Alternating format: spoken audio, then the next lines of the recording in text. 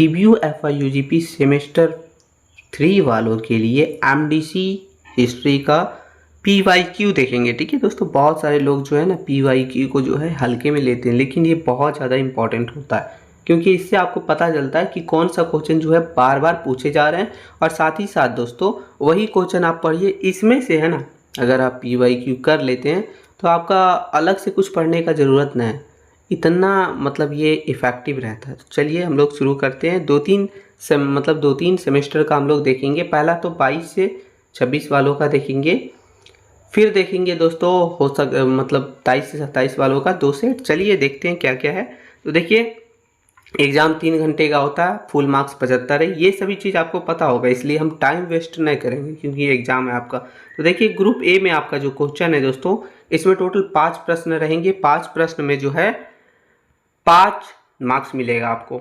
जिसमें पहला प्रश्न हो गया हमारा कि सिपाही विद्रोह के समय जनरल गवर्नर कौन था। तो ये बहुत ही इंपॉर्टेंट है। बस आपको क्या करना है, ये क्वेश्चन देखिए और आप जाके गूगल पे सर्च कीजिए, आंसर मिल जाएगा, बस थोड़ा सा पढ़ लीजिए, इतना ही करना। चलिए दूसरा देखेंगे कि भारतीय राष्ट्रीय कांग्रेस का पहला अधिवेशन कहाँ संपन्न हुआ था। तो देखिए ये हमारा दूसरा क्वेश्चन हो गया। क्वेश्चन तीसरा है दोस्तों कि इंडियन नेशनल कांग्रेस का विभाजन जो है वो किस वर्ष हुआ था। विभाजन हुआ था ना, एक नरमपंथी में दूसरा गर्मपंथी में, तो ये विभाजन कब हुआ था तो वो लिखना है। चलिए आगे क्वेश्चन है हमारा कि चोरी चोरा की घटना किस आंदोलन से संबंधित है।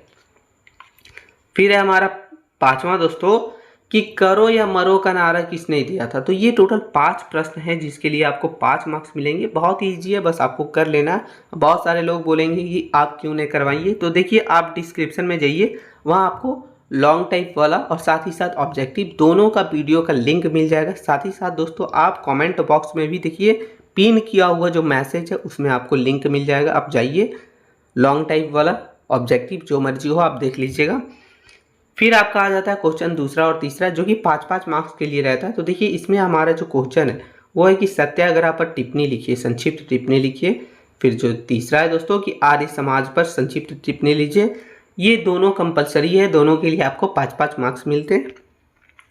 फिर हमारा हो जाएगा आगे जो है दोस्तों वो है कि ये ग्रुप बी है। ठीक है, यहाँ थोड़ा सा मिट गया है, ये ग्रुप बी है हमारा, जहाँ आपको टोटल 7 प्रश्न मिलेंगे। 7 में से अटेंड सिर्फ 4 ही करना है, एक प्रश्न के लिए 15, टोटल 4 के लिए 60। ये सब बताने का जरूरत नहीं है क्योंकि आपको पता ही होगा।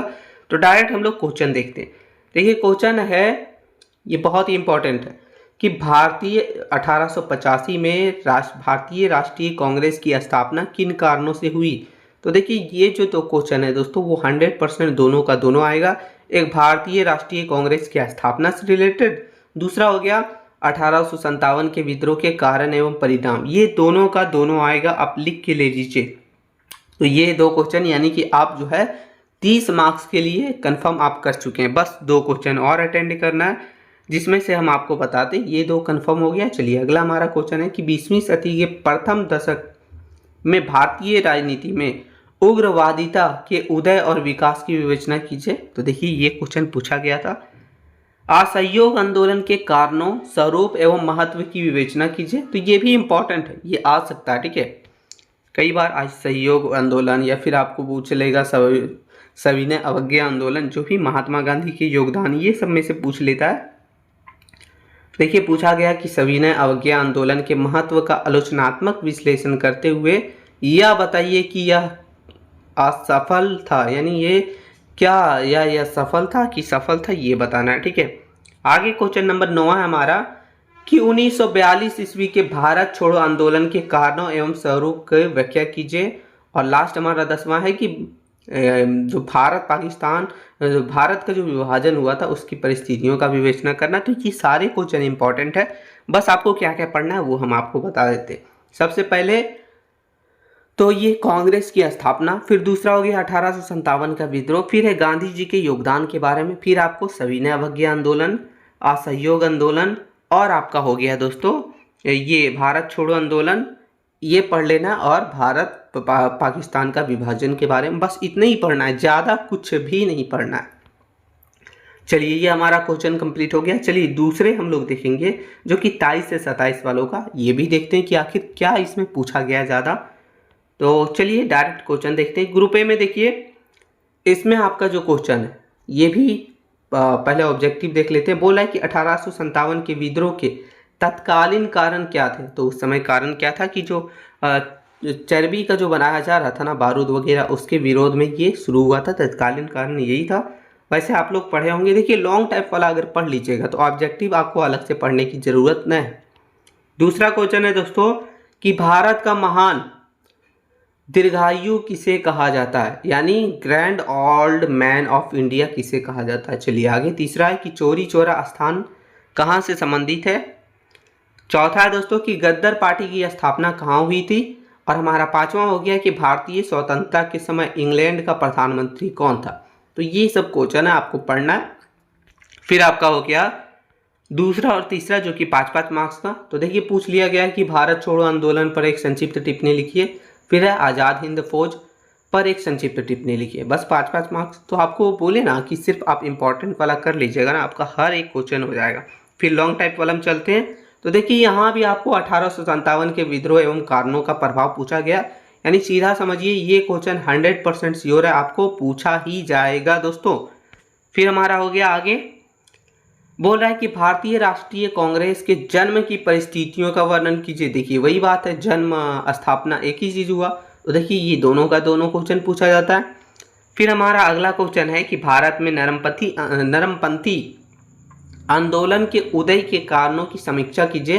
तो ये कभी पूछा जाता है, कभी नहीं पूछा जाता है। तो ये आप पढ़ लीजिएगा, लेकिन 2 क्वेश्चन तो हम आपको कंफर्म बता चुके हैं। फिर अगला हो गया असहयोग आंदोलन। वही बात है, असहयोग आंदोलन क्या है, इसके कार्यक्रम एवं प्रगति का मूल्यांकन कीजिए। फिर हो गया आपका सविनय अवज्ञा आंदोलन। देखिए कितना मैच कर रहा है, लगभग सब मैच ही कर जाता है। तो आप PYQ कर लीजिएगा, तो आपको जो एग्जाम आने वाला है वो उसका क्वेश्चन का आइडिया खुद हो जाएगा। देखिए सविनय अवज्ञा आंदोलन को विस्तार पूर्वक बताएं और गांधी इरविन पैक्ट की मुख्य बातें को स्पष्ट कीजिए। फिर अगला हो गया हमारा दोस्तों कि भारत में क्रांतिकारी आंदोलन का उदय के क्या कारण थे, इसकी असफलताओं के कारण का समीक्षा कीजिए। फिर देखिए लास्ट हमारा 10वां है कि उन परिस्थितियों का वर्णन कीजिए जिससे भारत का विभाजन हुआ। तो देखिए विभाजन, असहयोग, सविनय, फिर है 1857 का विद्रोह, और उसके बाद आपका हो गया भारत का जो है कांग्रेस की स्थापना। तो ये सभी जो है बहुत ज़्यादा इंपॉर्टेंट है, आपको 4 ही अटेंड करना है। तो आप ये 4-5 ही टॉपिक पढ़िए, बस 4-5 टॉपिक में से आपका 4 प्रश्न 100% श्योर बन जाएगा। बस आपको अच्छे से पढ़ना है। चलिए आगे एक और क्वेश्चन है हम लोग देख लेते हैं, जो कि हमारा 24 से 28 वालों का है, आप ही लोग का है, जो कि सेमेस्टर 1 में पूछा गया था। MDC का सिलेबस सेम है ना, सेमेस्टर 1, 2, 3 तीनों के लिए। चलिए देखते हैं दोस्तों क्या है क्वेश्चन। तो देखिए भारतीय राष्ट्रीय कांग्रेस की स्थापना कब हुई। तो ये ऑब्जेक्टिव में पहला क्वेश्चन हो गया हमारा। दूसरा है कि गद्दर पार्टी की स्थापना किसने की थी। आपको शायद दिख नहीं रहा होगा, हम बोल रहे हैं उसे सुनिएगा, ठीक है। फिर देखिए 1857 के विद्रोह का तत्कालिक कारण क्या था। चौथा हो गया कि भगत सिंह, सुखदेव और राजगुरु को फांसी कब दी गई थी। तो ये सब क्वेश्चन है, आपको हिस्ट्री पढ़ना है बस। फिर है कि भारत विभाजन किस योजना के तहत हुआ। तो ये देखिए 5 क्वेश्चन है ऑब्जेक्टिव। खैर हम आपको इसलिए लॉन्ग टाइप वाला पर ज़्यादा ध्यान देने बोलते हैं, क्योंकि वही तो आपका मार्क्स इंक्रीज करेगा। टोटल 60 मार्क्स का है, सोच रहे हैं आप।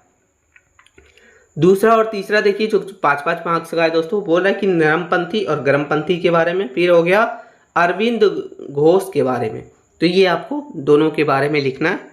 फिर हमारा ग्रुप बी हो जाता है, जिसमें टोटल 7 प्रश्न रहते हैं। 7 में से कोई भी 4 प्रश्न अटेंड करना रहता है। देखिए यहाँ भी वही पूछा गया है कि 1857 के विद्रोह का स्वरूप का वर्णन कीजिए। स्वरूप पूछे, कारण परिणाम एक ही हुआ ना, बस आपको वही तो लिखना है। दूसरा हो गया कि भारत में राष्ट्रवाद के उदय और विकास का वर्णन कीजिए। तो ये क्वेश्चन अलग है। चलिए फिर हमारा है कि भारत छोड़ो आंदोलन के कारणों का वर्णन कीजिए, जो कि हमारा 1942 में हुआ था।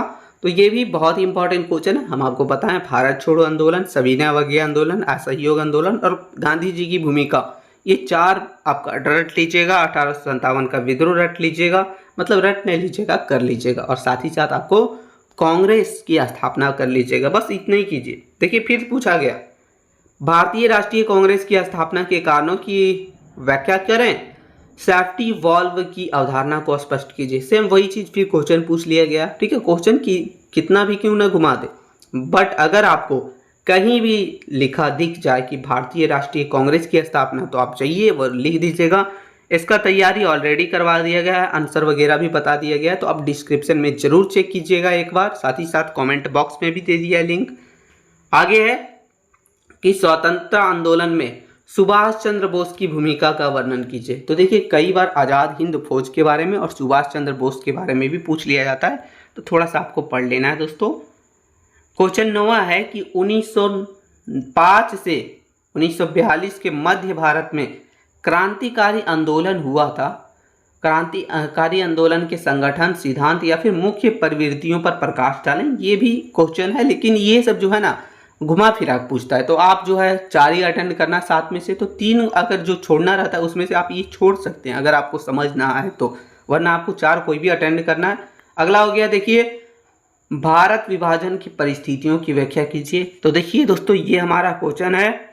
आपने यहाँ देखा दोस्तों कि ज़्यादातर जो क्वेश्चन पूछे जा रहे हैं, सो पहला हो गया हमारा ये है भारतीय राष्ट्रीय कांग्रेस के बारे में। दूसरा पूछा जा रहा है वो 1857 विद्रोह के बारे में।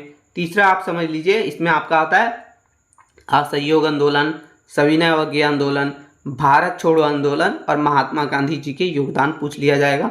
ये तीसरा हो गया। चौथा हो गया हमारा वो है भारत का विभाजन के बारे में। तो यही आपको बस इतना ही पढ़ना है, इसके अलावा एक भी प्रश्न फालतू का मत पढ़िए, कोई फायदा नहीं। बस इतना पढ़ लीजिए, आपको 4 में से चारों आपका अच्छे से बन जाएगा। यही था वीडियो दोस्तों, थोड़ा भी हेल्पफुल लगा तो लाइक कर दीजिएगा। ऑब्जेक्टिव सब्जेक्टिव जो भी देखना हो डिस्क्रिप्शन में जाके आप चेक कर लीजिए। मिलते हैं नई वीडियो में, तब तक के लिए जय हिंद दोस्तों।